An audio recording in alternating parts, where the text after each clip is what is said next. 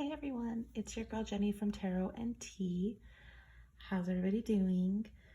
Okay, I have to apologize for the Demon Tarot video, the video that was released before this one, because I had no idea that my fan that I had left on was really that loud.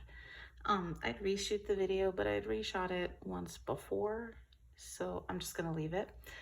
And yeah, I apologize for that. So I did turn my fan off, and then I got to look at my fan, and it's really dirty. I bought it last month, and I haven't turned it off because it's really hot where I live, and my bedroom has the worst air circulation in the entire freaking house. So I had to leave my fan on basically 24/7, and I did. And it's really dusty, and I need to clean it before I turn it back on. But I didn't realize all that while it was just sitting in the corner, and it's a relatively small fan, while it was just sitting in the corner running all the time. But anyway, enough about my fan.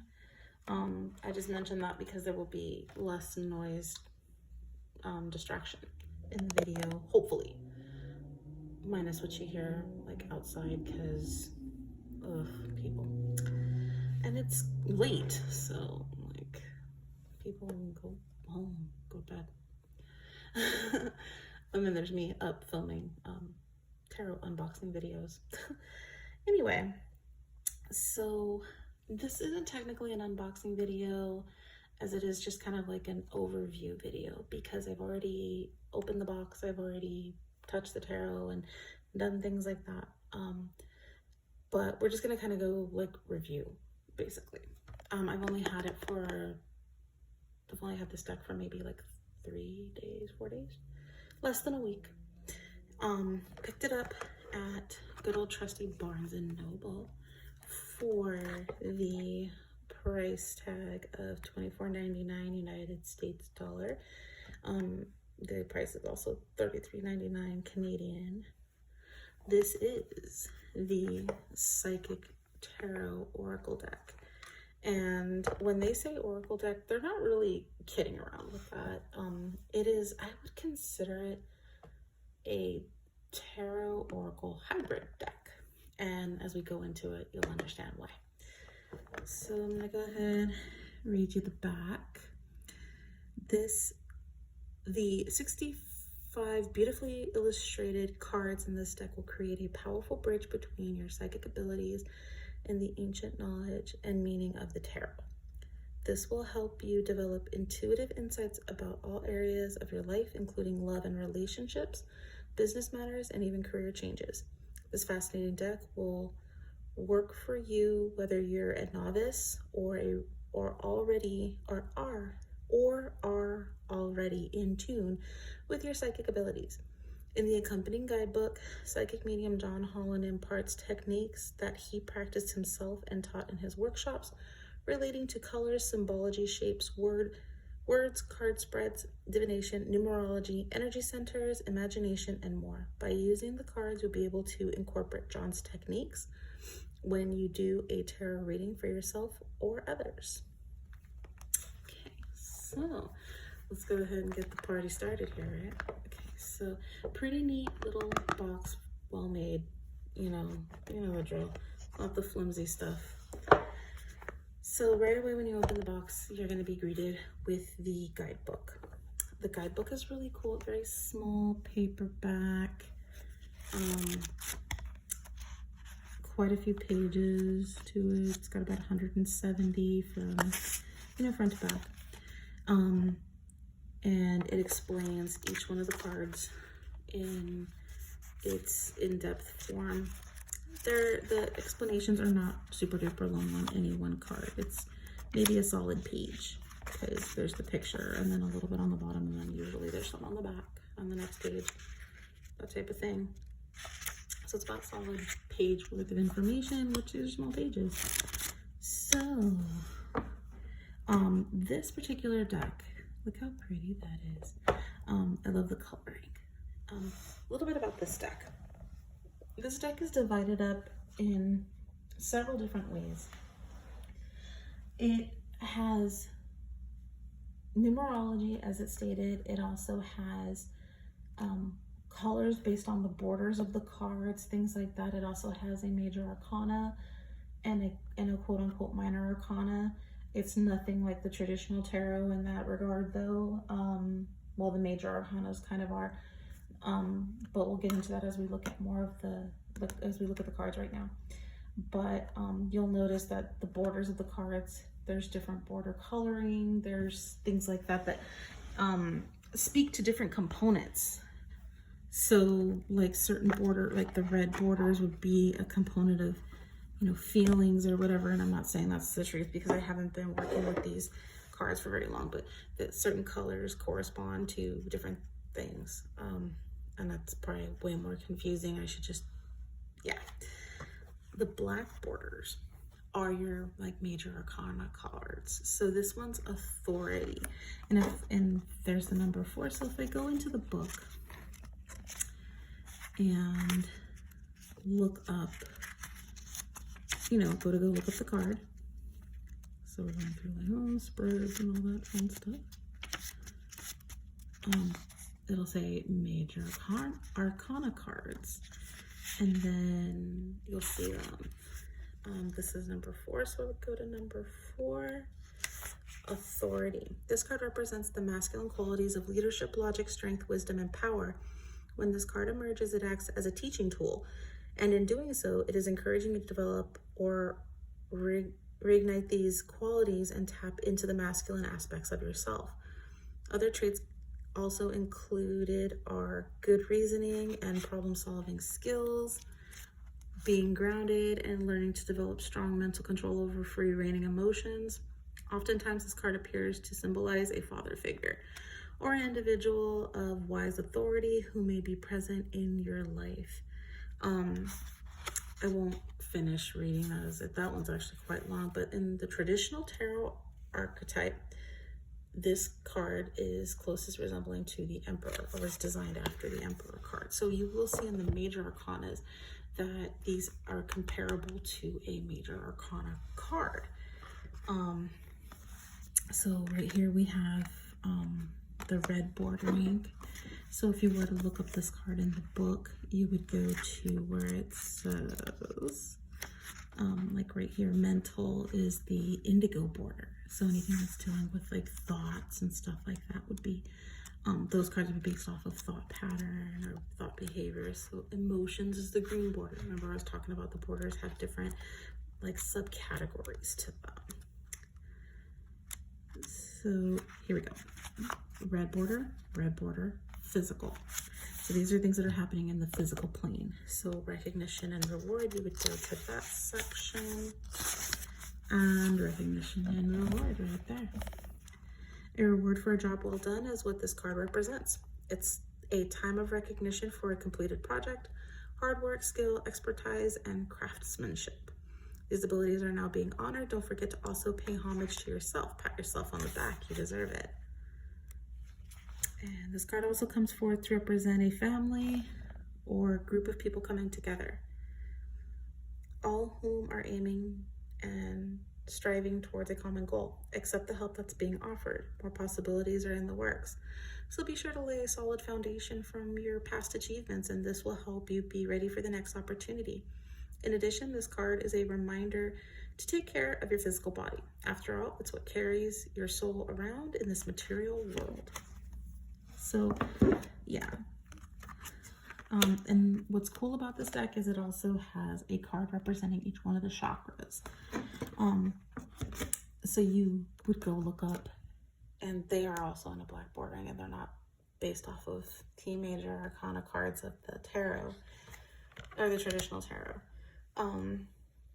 But you get my point, where it's still a major card. It's still dealing with the major component of the physical, spiritual, mental, and emotional health of the body with the chakras.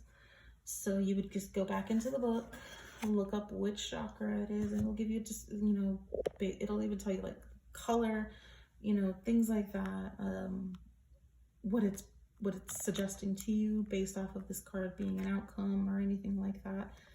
So they're really, really cool cards. I fell in love with this deck after watching Somebody else used this deck quite frequently in the majority of her readings, and I was like, you know what, I loved her style, but I was, you know, no, I don't want the deck after all. Like, I don't know how I would use that deck. That deck, it seems confusing, blah, blah, blah. And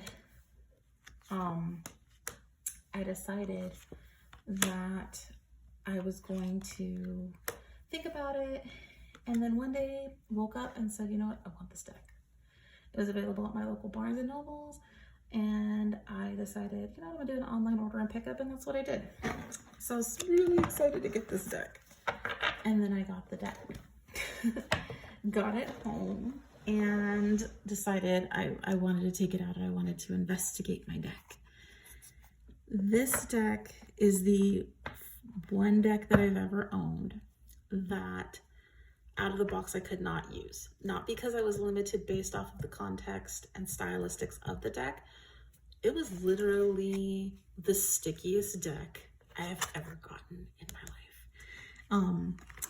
The cards in and of themselves are on this they're very well made. I will say that. I don't anticipate this being an easily destructive deck and comparable to some of the ones that I have, like the Demon Tarot one. A lot more paper-based, easier to rip and things like that. This one, as you can see by just me moving it around, how shiny and glossy it is. It's got a high laminate to it. But what sucked about this deck was, and it's not the problem now because I've handled the problem to a certain degree, but literally, like when I went to do a deck drop like this, and it still kind of does, drops in chunks no matter what I do. Like it just, I could take one card and do this and move like chunks of the tarot deck. They were just so stuck together. It was like static clingy almost. It was, I couldn't shuffle it. And I was like having a fit. I was like, oh my gosh, this deck is terrible. I mean, I love the deck. I hate the way it was manufactured. And to this day, I make it a point to shuffle this deck frequently. I once heard that from somebody who read tarot for a very long time, that once you shuffle a deck 1,000 times, that's when it'll really start working for you. And it basically means that it's broken in. It's you know, usable and it's for your deck. But see, that is a good shuffle.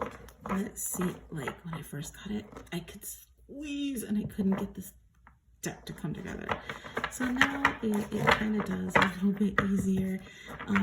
I did the cornstarch method on it, and that did help. Now what the cornstarch method is where you'll take food grade cornstarch and dust the front and backs of your cards. Or at least that's what I did. Some people put the cards in a bag, throw cornstarch in like a Ziploc bag, shake, shake, shake, shake, pull the cards out and wipe them down and go from there. I didn't want to waste cornstarch like that because I saw that as being very wasteful. And maybe it's not, maybe that, you know, people keep the bag and keep the cornstarch in the bag and just periodically throw their cards in there, which wouldn't be wasteful. But I don't know. I'm not messy like that. And I just saw it as being very messy. And even though the method that I used was pretty messy too, I felt it was a little more controlled. So what I did was I got a small bowl and I put cornstarch in it, and I took one of my brand new makeup brushes that I hadn't used on my face yet and just dipped, and I'll get my selenite one, and this will replicate my brush. I just kind of dust, and my card, dust, and then I shook it off, wiped it down a little bit, and I did that to each card individually. And I left some of the cornstarch on there, but didn't just, when I went to wipe them down, I took a plain Kleenex and just wiped it down one pass. And I left just a tiny residue of cornstarch on there that you can't notice now because I've been shuffling and handling this deck periodically every day since I've had it, there would be a little bit of white residue left on my hand from the cornstarch. It's not doing that anymore. But yeah, like, it's just it's getting better. It was, oh gosh, it was terrible. It's about after I did the cornstarch treatment, it got to be about 80% better. It's, like I said, the cornstarch is coming off. It's getting a little bit stickier again. So it's probably around 70% better than when I first took it out of the box range. But it is a deck that requires handling. It is a deck that's going to require you to take some either cornstarch or fanning powder. When I say fanning, I mean like hard fanning powder. You can get it on Amazon. It doesn't contain, real fanning powder doesn't contain cornstarch, or contains very little of it. It contains a different chemical composition of, I believe it's zinc based, and people swear by it. They say only use fanning powder on your cards. Don't use cornstarch. Well, I didn't have fanning powder, and so I used cornstarch, and guess what? It did just fine. So this deck, when you buy it, realize you are going to need to treat it, okay? It's going to need some TLC from you, regardless, and it's going to need a little bit of a quote-unquote sugar coating or cornstarch coating. I also did work the cards a little bit by, like, you know, moving them around, doing things like this. I rolled them a little bit, just like this, gently, not like, don't get crazy that you're gonna rip it or anything like that. And you can kind of see that it's got a little bit of like some crease to it now. And people say, oh, that's, you know, you're damaging your cards. It's a sign of wear or whatever. Yes, it is a sign of wear. I needed to have a sign of wear because I'm going to be using them. They're made to be used. They're not made to sit on my shelf looking pretty and everything like that. I mean, sometimes they are. But, you know, there's nothing more beautiful to me as a tarot reader than seeing cards that are just worn on the edge. You know, it has a little bit of, how could I describe it? Wear to the artwork, you know.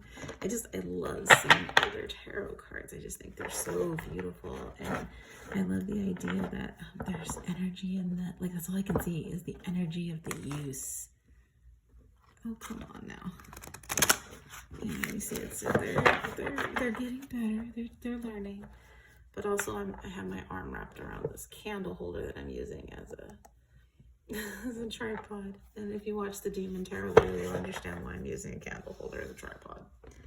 But yeah, so that is the Psychic Tarot Oracle deck. And now that I've been using it more, I totally love it. I suggest it to everybody. Like I said, it's not just a tarot deck. It's not just an oracle deck. It's like a hybrid of the two. And would I recommend it as a starter deck? Probably not. I recommend this as, you know, tarot is very specific to the reader.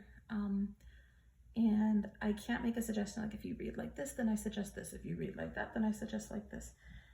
What I do suggest in regards to this tarot deck is, if you have experience with oracle decks and you like them, if you have experience with just different forms outside of the standard red or white deck, go for it. Play with it, you know, see what it does for you. Get used to it for a little bit before you use it actively in reads.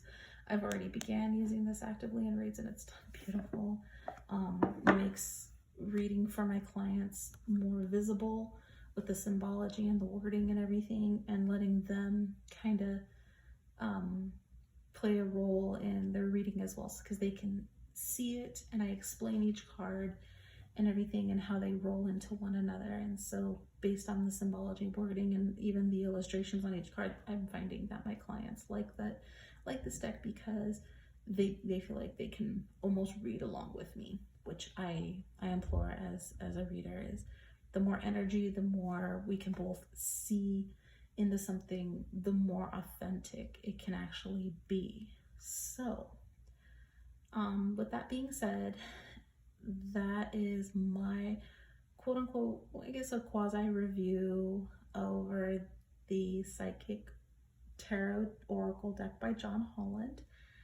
Thank you so much for hearing me rant and ramble on this one, and I hope this was helpful. If you have any questions or concerns or anything regarding this deck, please feel free to comment or email me at tarotandtjenny@gmail.com. Also, if you would like a personal reading, likewise email me at tarotandtjenny@gmail.com. I will place the email address in the description box below.